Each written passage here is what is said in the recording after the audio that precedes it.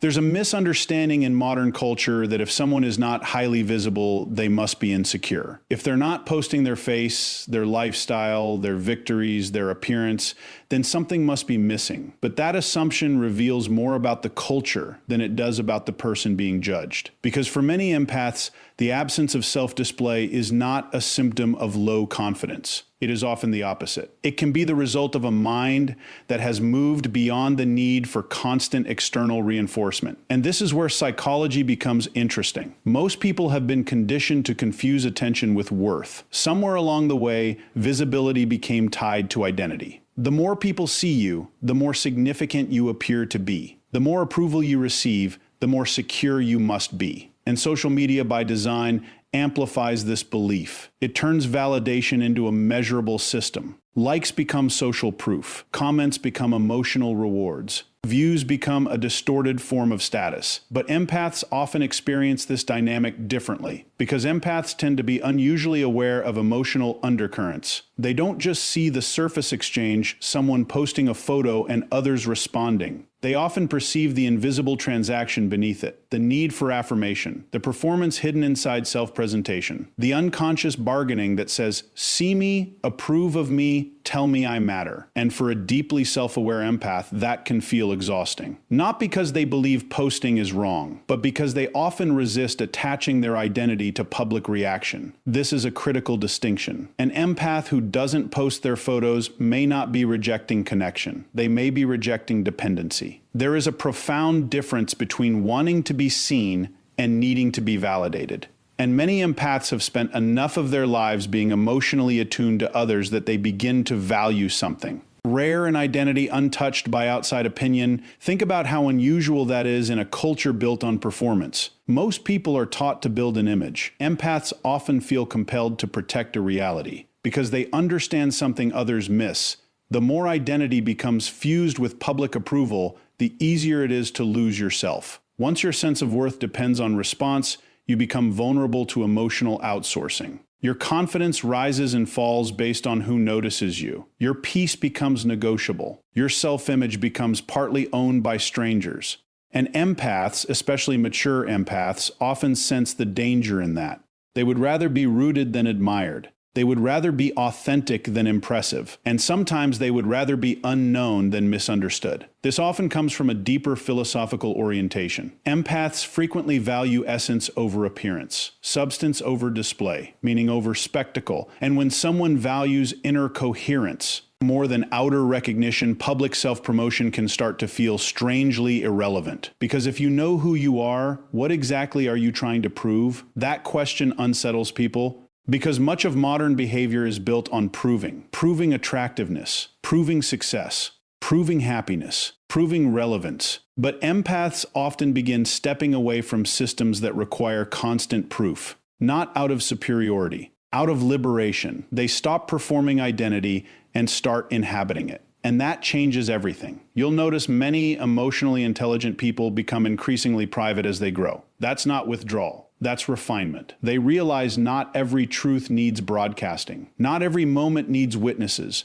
Not every part of the self belongs in public. And perhaps most importantly, not all value increases when exposed. Some things deepen in privacy. Peace deepens in privacy. Self-trust deepens in privacy. Clarity deepens in privacy. And empaths often understand this intuitively. There's another layer most people overlook. Many empaths are highly sensitive to comparison culture. Not because they are intimidated by others, but because they recognize how destructive comparison is to the human psyche. They see what happens when identity becomes a competition, when people begin curating life instead of living it, when self-worth gets trapped in a cycle of measuring, performing, and chasing emotional rewards. And many empaths quietly opt out. That is not passivity. That is psychological independence. It is the refusal to let technology dictate self-perception. It is the refusal to turn identity into a product. And in a world increasingly obsessed with being witnessed, there is extraordinary power in becoming self-defined. That power is often misunderstood. Silence gets mistaken for insecurity. Privacy gets mistaken for weakness.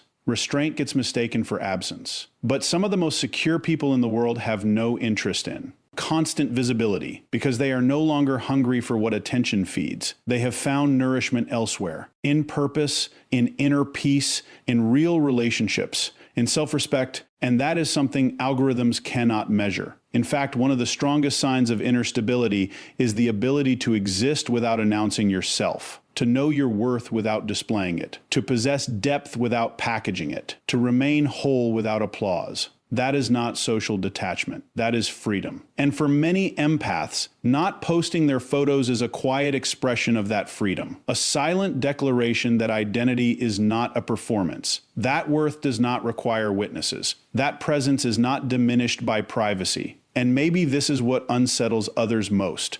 Because when someone no longer needs validation, they become difficult to control. They cannot be manipulated by approval. They cannot be easily drawn into comparison. They cannot be seduced by superficial recognition.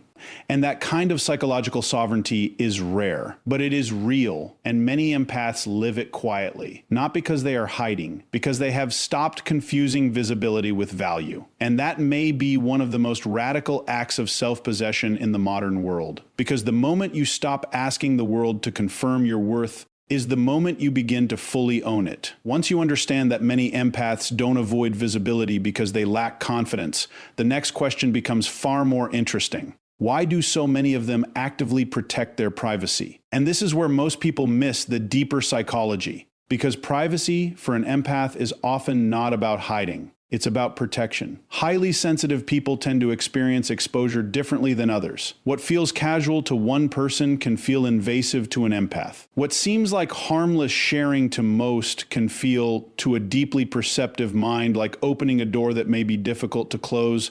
Empaths often don't just think in terms of information. They think in terms of energy. And whether you interpret that psychologically, emotionally, or philosophically, the pattern remains the same. They are acutely aware that when you reveal yourself, you invite interpretation. And interpretation is never neutral. The moment an image is posted, it does not remain yours alone. It enters the perceptions, projections, judgments, envy, admiration, resentment, assumptions, and unconscious narratives of other people. Most people overlook this. Empaths often feel it immediately, and this sensitivity changes how they relate to self-disclosure, because they understand something subtle but profound. Not everyone looking at you is looking at you with clean intentions. Some observe with comparison. Some observe with envy. Some observe with hidden hostility. Some observe searching for weakness. And some perhaps most dangerously observe looking for access. Empaths, particularly those who have been manipulated, betrayed, or emotionally exploited in the past, often become highly aware of this.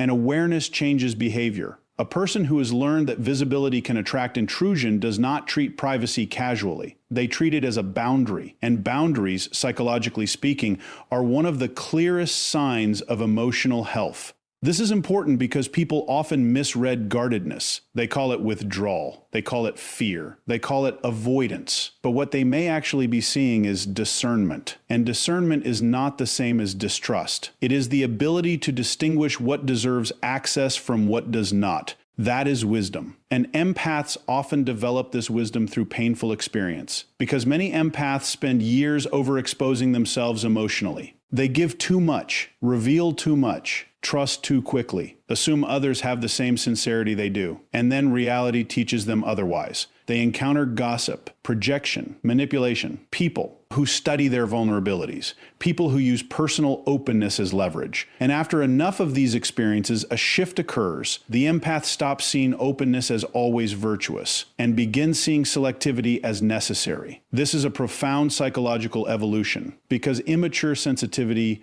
often leaks, mature sensitivity protects. And that protection often looks like privacy. Sometimes it looks like not posting personal photos. Sometimes it looks like keeping important moments off public platforms. Sometimes it looks like refusing to let strangers have effortless access to the intimate details of your existence. Not because you fear being seen, because you have become intentional about who gets to see you. There is enormous power in that, especially in a culture that treats exposure as normal. We live in a time where oversharing is often framed as authenticity, but authenticity without boundaries is not authenticity. It is vulnerability without discernment. And empaths, when they mature, begin understanding the difference. They recognize that not every observer deserves entry into their inner or outer world. That realization changes everything, because once privacy becomes a form of self-respect, silence stops feeling empty. It starts feeling sovereign. And there is another layer here most people never consider. Empaths are often deeply aware of emotional residue, the psychological after effects of interaction, the exhaustion that follows unnecessary exposure, the strange heaviness that can come from feeling watched, interpreted, or energetically entangled in the perceptions of too many people. Others may dismiss this. Empaths often live it. And whether we frame it through neuroscience, emotional sensitivity, or interpersonal dynamics, there is evidence for this. Highly sensitive individuals process social stimuli more deeply. They often experience judgment more intensely. They can ruminate longer over criticism. They can feel relational tension others barely register. So what appears to outsiders as overprotectiveness may actually be a rational response to heightened processing. In other words, they are not avoiding damage imagined. They are preventing damage anticipated. That is not weakness. That is psychological intelligence. And the strongest people often understand prevention better than reaction. They don't wait to repair repeated harm. They structure life to reduce unnecessary harm in the first place. That is what boundaries do. That is what privacy does. And this is why many empaths do not confuse accessibility with kindness. They do not believe being open to everyone is a virtue. They understand that unrestricted access invites chaos. And chaos has a way of draining the sensitive, so they become selective, deliberately, quietly, sometimes invisibly, and others misread that as distance. But often, it is discipline, because privacy is not always about keeping others out. Sometimes it is about keeping yourself intact. That may be the deeper truth. To protect your peace is not selfish. To limit unnecessary exposure is not paranoia. To decide that some parts of your life remain sacred is not antisocial. It is self-governance. And psychologically, self-governance is one of the highest forms of maturity. The person who can decide what to reveal, what to withhold, who receives access, and where their emotional boundaries begin, that person is not hiding. That person is conscious. And consciousness always looks strange to people operating unconsciously. That is why empaths are often misunderstood. Their restraint is mistaken for insecurity. Their privacy is mistaken for secrecy. Their boundaries are mistaken for walls. But walls isolate, boundaries preserve, and knowing the difference can transform a life. Because the truth is, every empath eventually faces this decision. Will I keep making myself endlessly accessible to prove I am open, or will I protect what is valuable because I know it matters? That is not. They don't have a small choice. That is the difference between emotional depletion and emotional sovereignty. And perhaps the deepest lesson here is this: what you protect reveals what you believe is precious. If an empath protects their peace, their image, their inner world, their private life, perhaps it is not because they fear the world. Perhaps it is because they finally understand their own value. And the moment you stop treating privacy as hiding, you begin to see it for what it often is: the intelligent defense of something sacred.